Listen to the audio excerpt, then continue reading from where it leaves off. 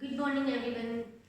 आपका हमारे महाविद्यालय श्रीमती मोहरी देवी तापड़िया महाविद्यालय के इस यूट्यूब चैनल में आपका स्वागत है। मैं ज्योति पारिक, व्याख्याता भूगोल, और आज से मैं आपके बीए पार्ट सेकंड के जो सेकंड पेपर है आर्थिक और संसाधन भूगोल उसको शुरू करने जा रही हूँ। और उसमें पहला अपना टॉपिक है जल संसाधन।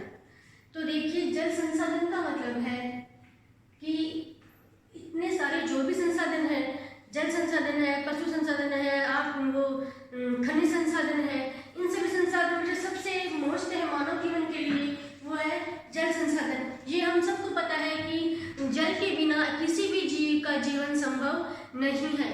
किसी भी जीव या पेड़ पौधे, जीव जंतु, उन सबके अस्तित्व में रहने के लिए जल ही सबसे महत्वपूर्ण संसाधन है।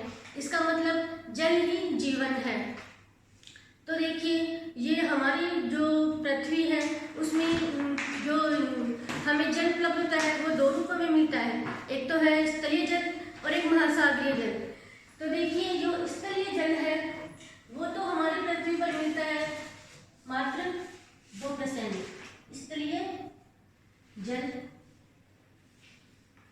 2.8% और दूसरा है महासागरीय जल।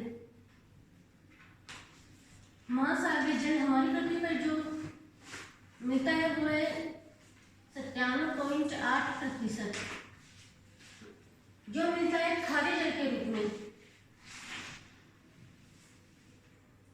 खारे जल के रूप में मिलता है। और ये जो हमारे मानव जीवन के लिए जो जल है वो बहुत कम मीडियम मतलब न के बराबर उपयोगी है। और जो हमारे मानव जीवन के लिए जो उपयोगी जल है वो स्थलीय जल है, जो मात्र 2.8% ही इस धरातल के ऊपर पाया जाता है। तो देखिए, अपन एक बार से जो जलीय चक्र है उसके बारे में देखते हैं। जल का जो चक्र बना हुआ है जलीय चक्र, उसको देखते हैं। इससे पहले हम देखते हैं कि हमारी पृथ्वी पर जो जल है वो तीनों रूपों में पाया जाता है। कौन कौन सा? 3 रूप कौन कौन से हैं इसके? ठोस, गैस और द्रव। इन तीनों रूपों में जल हमारी पृथ्वी के ऊपर पाया जाता है। ठोस के रूप में तो जैसे हमारे जो बड़े बड़े जो पर्वत चोटियां हैं उनके ऊपर बड़े बड़े जो ग्लेशियर हैं उनमें जो बर्फ है उस बर्फ के रूप में तो ये ठोस रूप में जल मिलता है। गैस के रूप में हमारे जो वायुमंडल है उसमें जो जलवाष्प विद्यमान है वो अपन को गैस के रूप में, और द्रव के रूप में आपको पता है पृथ्वी के धरातल पर जो बड़े बड़े समुद्र महासागर है उनका जो जल है हमें द्रव रूप में मिलता है। अब देखिए, इन तीनों जब ये जलीय चक्र बनता है, इस जलीय चक्र में इस तीनों रूपों के जल की महत्वपूर्ण भूमिका होती है। देखिए, जलीय चक्र कैसे बनता है? जैसे ये हम सबको पता है कि हमारी पृथ्वी के ऊपर बड़े बड़े सागर और समुद्र है और महासागर है।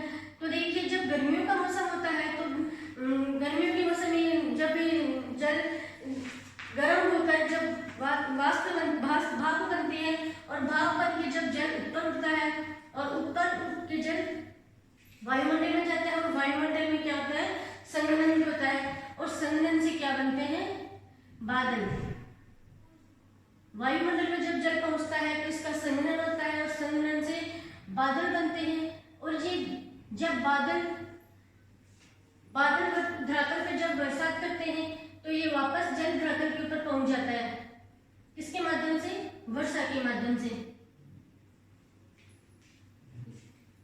ये आपका धरातल, ये आपका जलीय भाग है। जलीय भाग में मतलब महासागरों से जब गर्मियों के मौसम में जल गर्म होकर भाप बन के ऊपर उठता है और वायुमंडल में जाकर इसका संघनन होता है। संघनन से बादल बनते हैं और बादलों से जब वर्षा होती है तो वर्षा के माध्यम से जल वापस इस धरातल के ऊपर आ जाता है। और फिर धरातल के ऊपर वो जल आने के बाद ये फिर जब नदी नाले इनके माध्यम से वापस समुद्र में आ जाता है। नदियों नालों के माध्यम से ये जल वापस समुद्र में आ जाता है और समुद्र में फिर वापस ऐसी प्रक्रिया चलती रहती है। भाप बनती है, भाप बन के ऊपर होता है, वायुमंडल में संघनन की क्रिया होती है, बादल बनते हैं, वर्षा होती है और फिर वापस धरातल के ऊपर जल आ जाता है और नदियों के माध्यम से वापस समुद्र में आ जाता है। इस प्रकार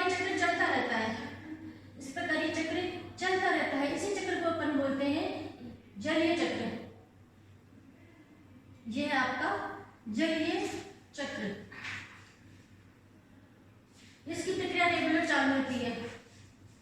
ठीक है, अब देखते हैं अपन कि धरातल पे जो जल पाया जाता है या फिर धरातल के ऊपर हमें जो जल मिलता है वो दो रूपों में मिलता है, स्थलीय जल और महासागरीय जल है।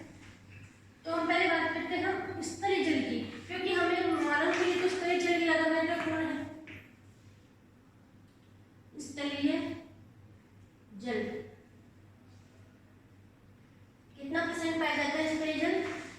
2.8%। अब देखिए पृथ्वी के धरातल के ऊपर जो स्थलीय जल है वो किन किन रूपों में मिलता है, जैसे नदियां, झीलें, तालाब, कुएं और नलकूप तो सॉरी आंतरिक जल हो गए, और धरातलीय जल है वो है झीलें, नदियां, तालाब, ये सब। तो देखिए जो मानव के लिए सबसे महत्वपूर्ण जो जल है वो धरातलीय जल ही है। इस धरातलीय जल के माध्यम से ही मानव की सभी आवश्यकताओं की पूर्ति होती है, और जो पृथ्वी के ऊपर जो भी जीव विद्यमान है, जैसे पेड़ पौधे हैं, छोटे मोटे जीव हैं, उन सभी का जो अस्तित्व है या फिर उनका जो जीवन है, उनके लिए सबसे महत्वपूर्ण अपने जलीय संसाधन ही है, ये जो स्थलीय जल ही है। और मानव के लिए स्थलीय जल का जो उपयोग है,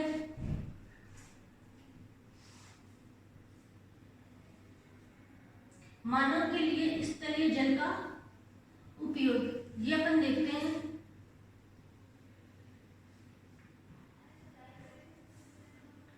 कि किस किस प्रकार से मानव के लिए स्थलीय जल का उपयोग है, तो अपन देखते हैं कि पहला पॉइंट है अपना घरेलू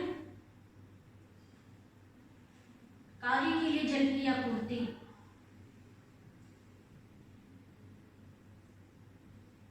घरेलू कार्य के लिए जल की आपूर्ति। आप सभी को पता है कि घर में तो कितना जल लगता है, मतलब घर के घरेलू कार्यों के लिए कितने जल की आवश्यकता होती है, आप सभी को पता है। मतलब जैसे नहाने धोने, कपड़े धोने, पशुओं के लिए, पेड़ पौधों के लिए, सभी के लिए जल की आवश्यकता होती है, और इस जल की आपूर्ति हमें स्थलीय जल से ही होती है। फिर अपना अगला पॉइंट है औद्योगिक कार्य के लिए।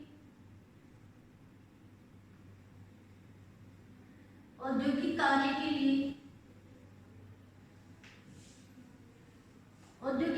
के लिए जल की आपूर्ति।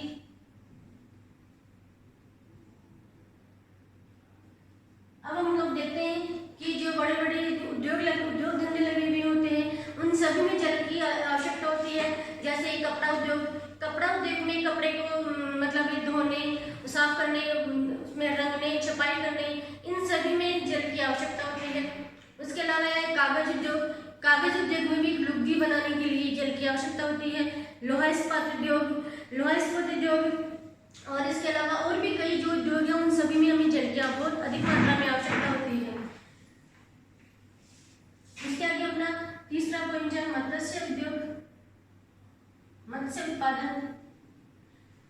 उत्पादन के लिए भी हमें जल की आवश्यकता होती है, क्योंकि मछलियों का उत्पादन भी जल में ही होता है। जैसे नदियों में, अपने धरातल में तो धरातलीय जल के रूप में अपन देखें तो नदियों के माध्यम से मछली का उत्पादन होता है।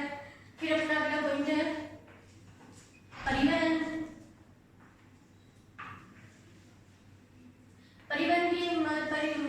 परिवहन के लिए भी जल की आवश्यकता है। जैसे नदियों के द्वारा भी जो जलमार्ग है, जहाजों उसके द्वारा, मतलब छोटी मोटी जो नदियां, उनमें बोट भी के माध्यम से भी परिवहन किया जाता है। और जो बड़े बड़े महासागर के हैं, उनमें भी बड़े बड़े जहाजों के माध्यम से एक देश से दूसरे देशों में व्यापार किया जाता है। इन सभी चीजों के लिए भी, परिवहन के लिए भी जल संसाधन बहुत ही महत्वपूर्ण है।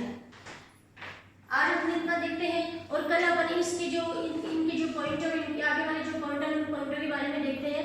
और इससे जो आपका ये जल संसाधन है, ये मैंने आपको पढ़ाया है, मतलब BA सेकेंड ईयर का जो आपका संसाधन, आर्थिक संसाधन भूगोल का जो पेपर है, वो भी उसकी एग्जाम भी बाकी है, और उसी में जो इम्पोर्टेंट क्वेश्चन है वो मैंने बताए हैं। तो प्लीज़ इनको अच्छे से वीडियो देखना और इनको रिवाइज करना।